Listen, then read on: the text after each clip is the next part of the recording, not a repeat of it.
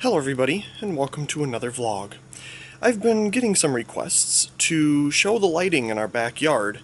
You've probably seen it around and some behind me right now in other videos, so I thought I'd take this time to share the lighting in our backyard before some of it gets taken down, because some of it isn't permanent.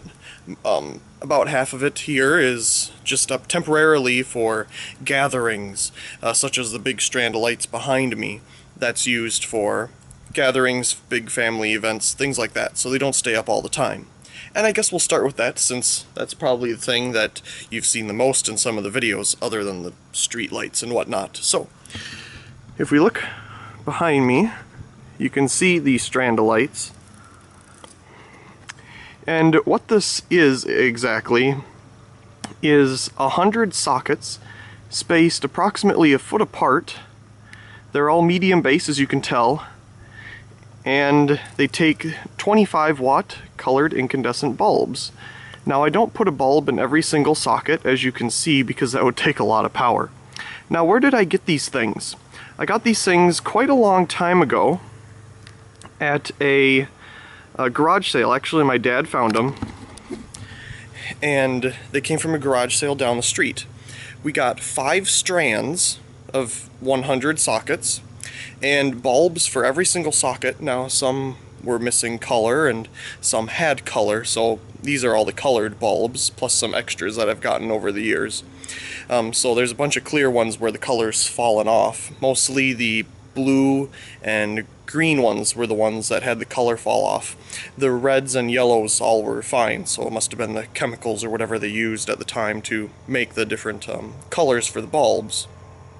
So, bulbs for every socket. I have a ton of 25 watt incandescent bulbs. I'll have plenty for eternity. I have so many. But we got all the bulbs and 5 strands for, I think it was $20 or something, and my dad got some horseshoes or something like that. So, not a bad deal for all of these lights. Now, the strand, the same ones I'm still talking about, these with the 25 watt bulbs in them. See, like, here's a green one with the color coming off. This is an original one to the strand. And there's a yellow and a red. This is not an original blue. It's a sunbeam, I believe, because they were on sale once at Menards after Christmas. They have those bulbs on sale for $1 for a 4-pack of colored ones, so I picked some up to replace the blues and greens in the strand that aren't exactly the best anymore. So, that's where the strands came from. This is obviously just one strand put up right now.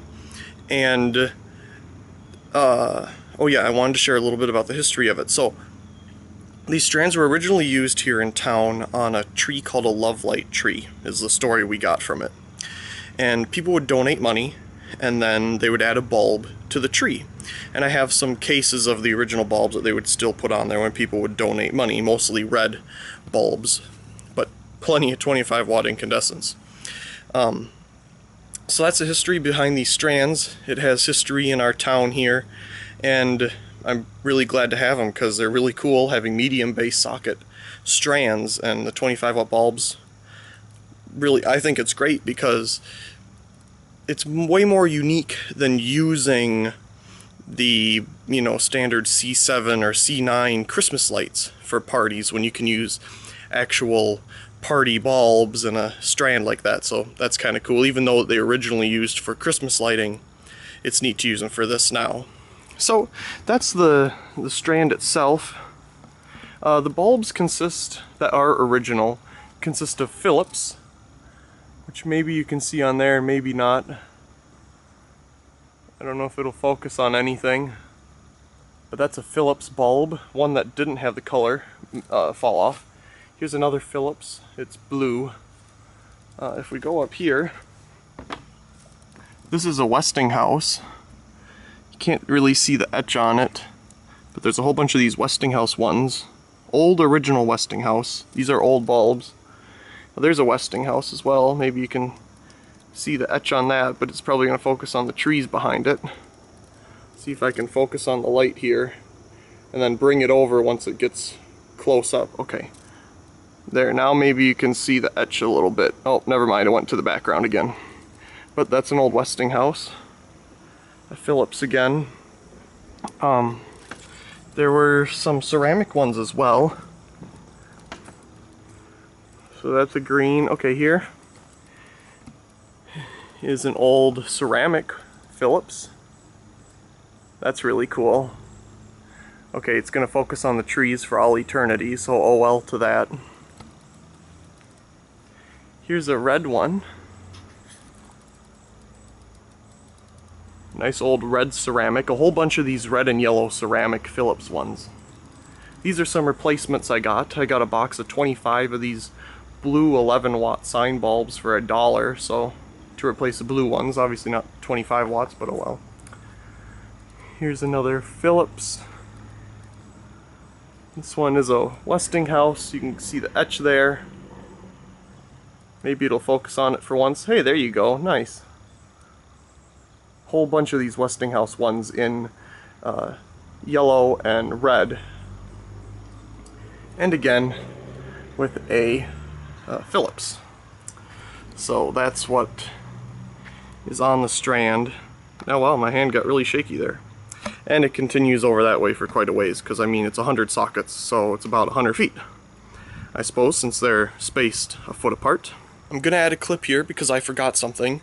I want to turn on these Strand Lights for you because I can, but I forgot to show it. So let's go ahead and do that. So this is the control that I use. It's a 1100 watt dimmer that I got on clearance at Menards. I have two of these little boxes that I made, and then I have two other 1000 watt ones that I made as well, which I use for these Strand of lights. And I put them in these big boxes just to help dissipate the heat. We can turn it on, and they're on. So, there you go. Very nice color. So let me dim it because I can. That's the whole point, is dimming this, because these take a lot of power, obviously. You know, we're having like 33 25 watt bulbs on one strand. That's a lot of power. So it's nice to be able to dim it to help reduce the load. So I'll brighten them back up and dim them back down. I like them dim in the evening. It provides a very nice warm light. Nice Philips. Lots of Philips and Westinghouse seems to be what they had. So there's a video of that on my channel. It hasn't been uploaded yet, but I will get it up. That's just an incandescent, so nothing too, you know, interesting there. We all know what that looks like. That thing is coming. I said a video of the bulb will be coming, so you'll get to see the whole thing in action, really. And again, with an incandescent.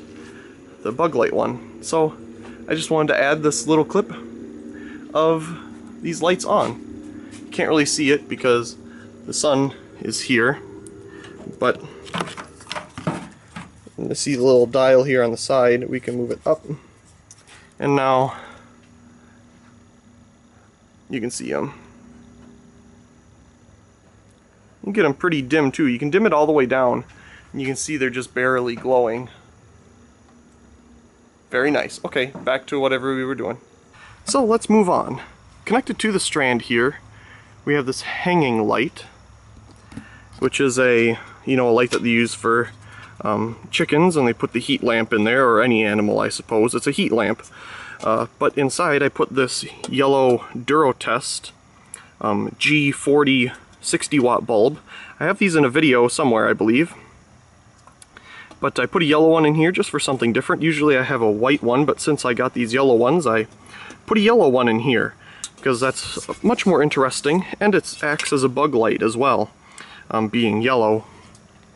And it lights up the nice table very well. So that's not a permanent thing either. That comes down when the lights come down, which will be quite soon since the family festivities are pretty much over.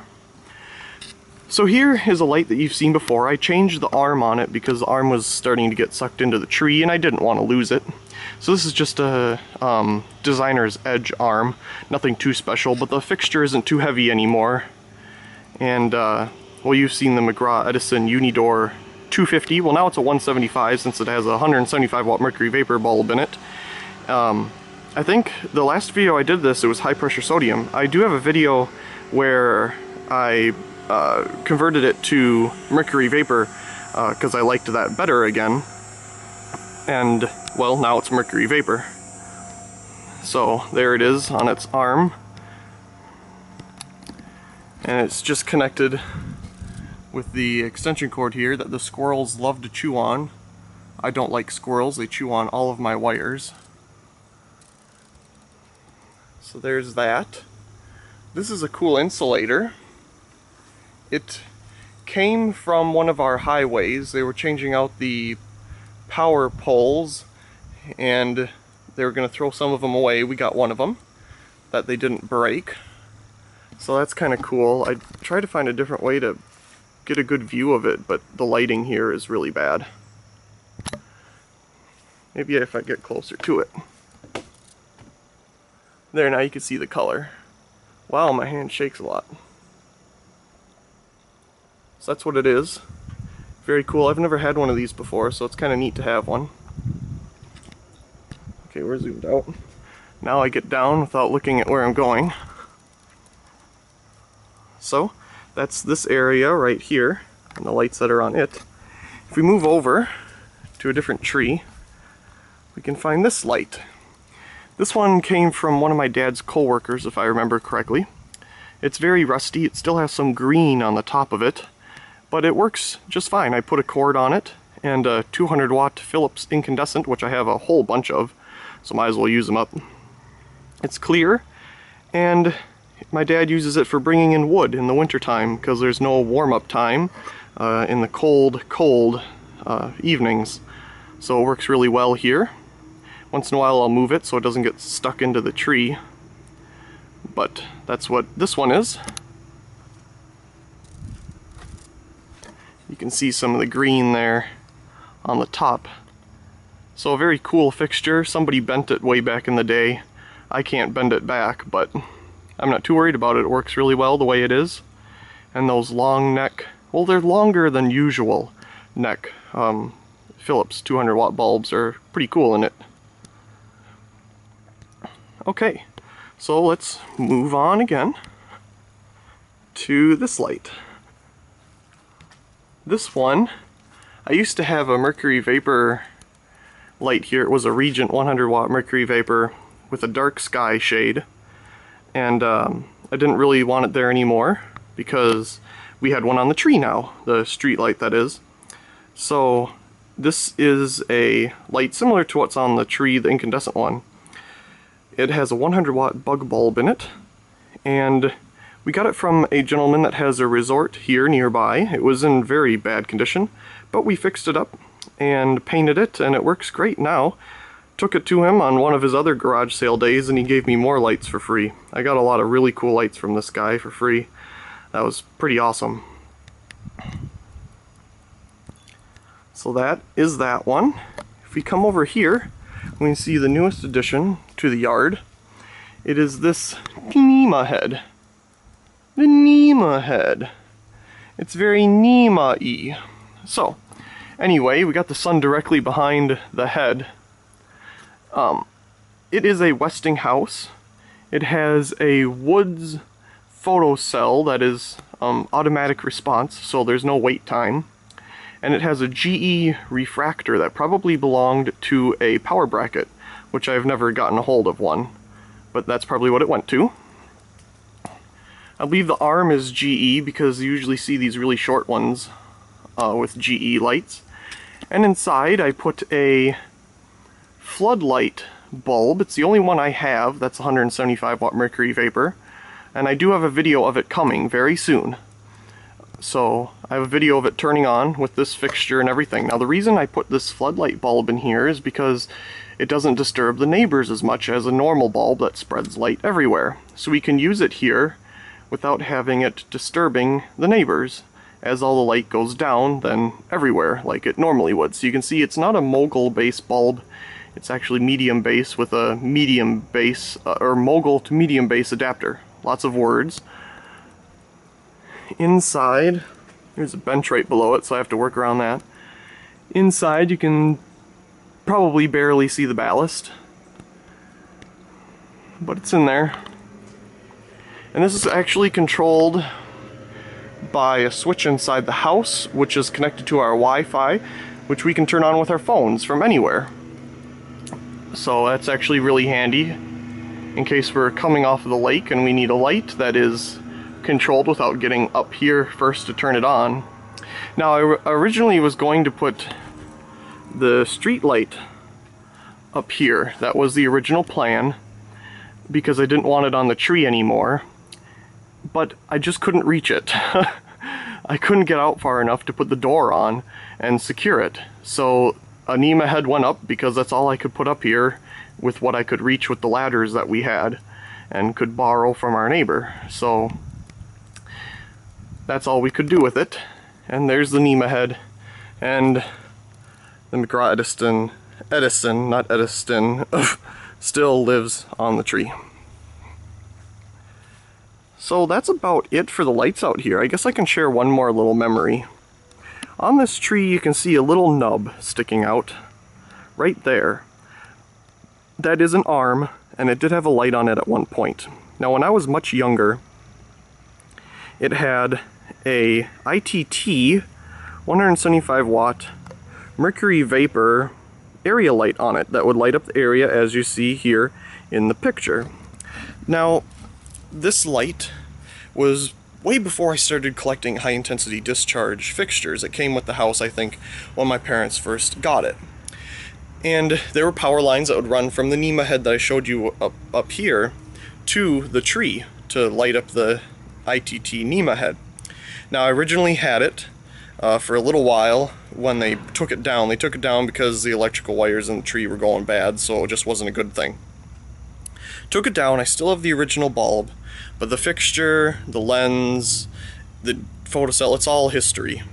It's gone. My dad had it for a while and then threw it away. I'm not too sure why, but he probably didn't think I'd be into these things yet. And now I am. So, oh well.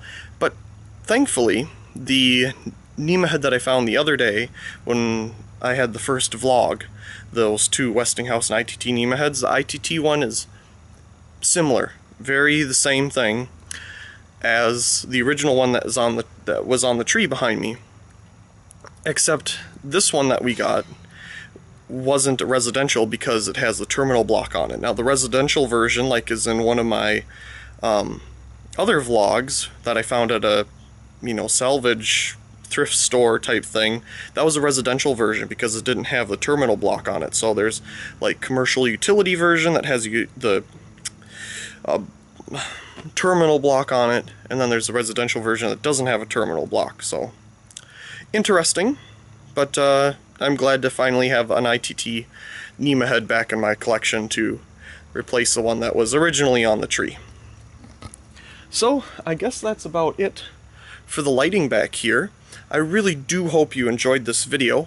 I don't think I'm missing anything in the backyard. Nope. And there's not much else in any of the other yards, so all the lighting is mostly back here. Once again, I really do hope you enjoyed, and also please comment, rate, and subscribe. And thank you very much for watching.